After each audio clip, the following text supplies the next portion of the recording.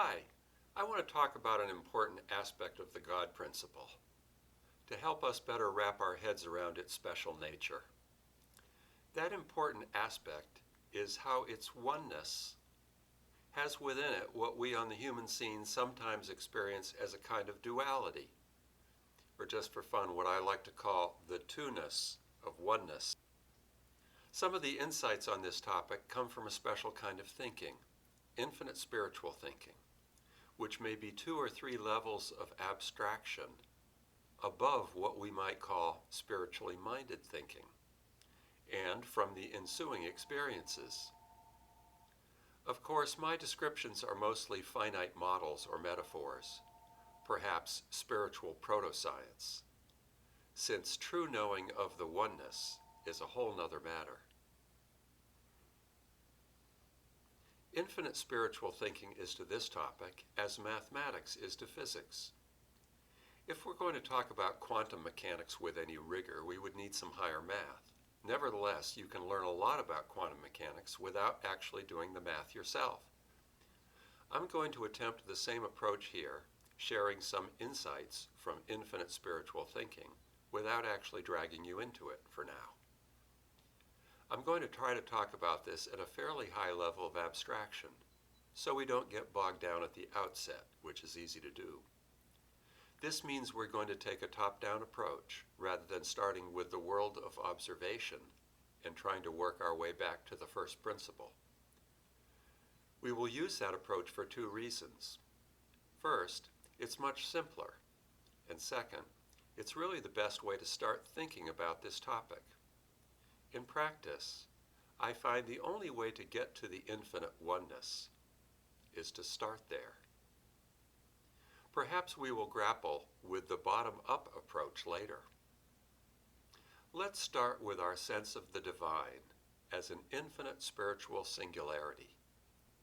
You may be familiar with the word singularity from knowing about theories related to the Big Bang.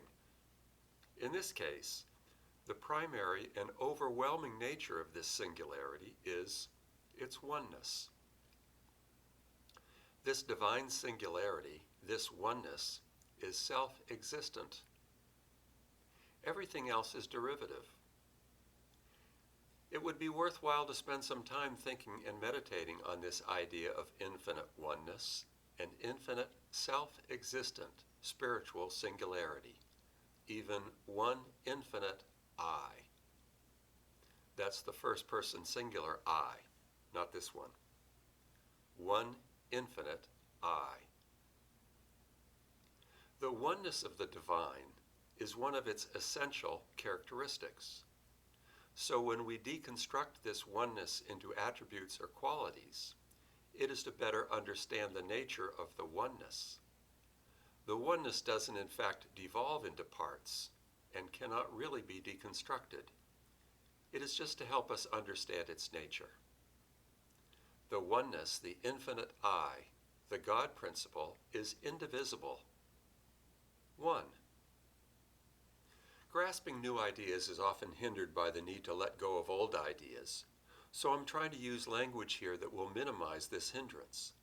Instead of talking about God, I'm using the term God principle, so you'll already know that we're not talking about any sort of personal or anthropomorphic God, not some straw man that is easily taken down. To jump ahead to the important part, let's agree to all the qualities and superlatives that are normally associated with the divine, and here are some of them. After its oneness, the aspect we are considering here is embedded in the way too simple expression that God is good. Someone once remarked to me that his spiritual practice had evolved to the point where it was almost like he was worshiping pure goodness. That's an interesting idea. I considered that for a while, even thinking of the God principle as pure, infinite spiritual goodness. But I found even with that collection of superlatives, something was missing.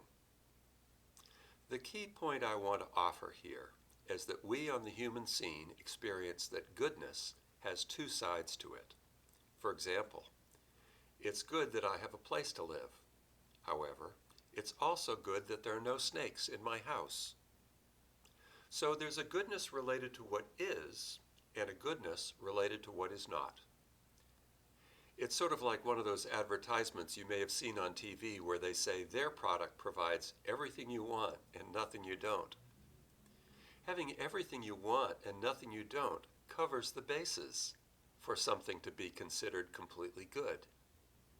This truism comes from and is organic to the nature of divinity and its oneness.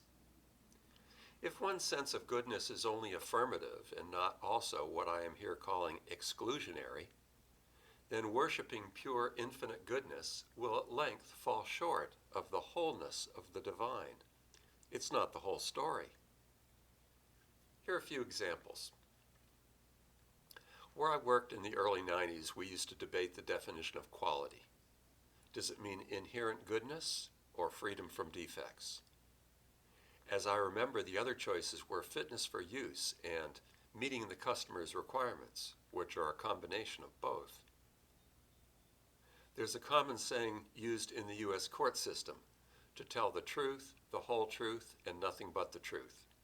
Over the years, folks have figured out that the whole truth requires the truth and nothing but the truth. There's an exclusionary element required in order to attain wholeness. Many of the Bible passages that talk about God being one also add this exclusionary element, such as, I am God and there is none else. And from the other side of the world, from the Bhagavad Gita, we have Krishna saying, I am what is and I am what is not. And later, to be and not to be. And his pupil responds, Thou art all that is and all that is not.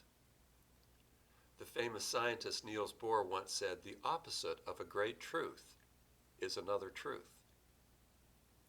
Then there's that favorite F. Scott Fitzgerald quote, the test of a first-rate intelligence is the ability to hold two opposed ideas in the mind at the same time and still retain the ability to function. It has been written that God's truth is sharper than a two-edged sword. Why two-edged? Because it cuts two ways, the truth of what is and the truth of what isn't. And it's only one sword, only one whole truth. These examples are not all exactly logically aligned, but all hint at a point of view that can often enable the integration of apparent opposites in oneness from the standpoint of the infinite I. So what we're talking about here is to grasp the idea that the oneness of divinity includes the declaration of what is and what is not. The real power comes when we are able to see that these aren't two ideas, but one. We learn from quantum theory that an electron can be detected as a particle or as a wave. It's still only one electron, but its particleness and waveness are said to be in superposition. In a similar fashion, the God principle has an affirmative and exclusionary aspect to it. I am God, and there is none else. Perhaps these two aspects could be said to be in superposition in the divine. The oneness, with its integration of apparent opposites, unfolds itself to our thinking through infinite spiritual thinking, living, and loving. Once you understand the superposition of opposites that inhabits the oneness, you no longer are perplexed by the paradox of being and not being, or by other sets of opposites that may have seemed irreconcilable. So that's it. That's the important point that I want to talk about. The infinite I, the infinite oneness, the God principle, has within it an inclusive and exclusive aspect. It naturally includes all good and naturally excludes any hypothetical opposite.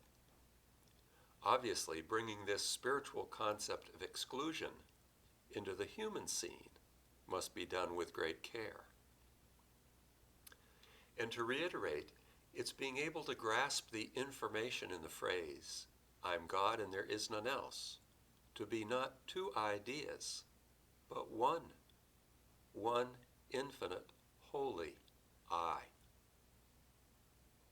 Now, once you understand this two-ness of oneness, you need to go back to the oneness and stand there. That's where the real action is. When that sinks in, you may wonder how to connect that first principle to our world of observation. For now, it may be best to think of it as a potentiality. It's like a potential energy. The way to turn it into kinetic energy is, of course, to put it into action. I'm thinking about doing another video on how this exclusionary aspect of the divine provides a spiritual sense of place, an empty place, a safe place, which is related to the metaphysical basis for the space-time continuum, one element involved in the Big Bang, and also how that relates to form and gender.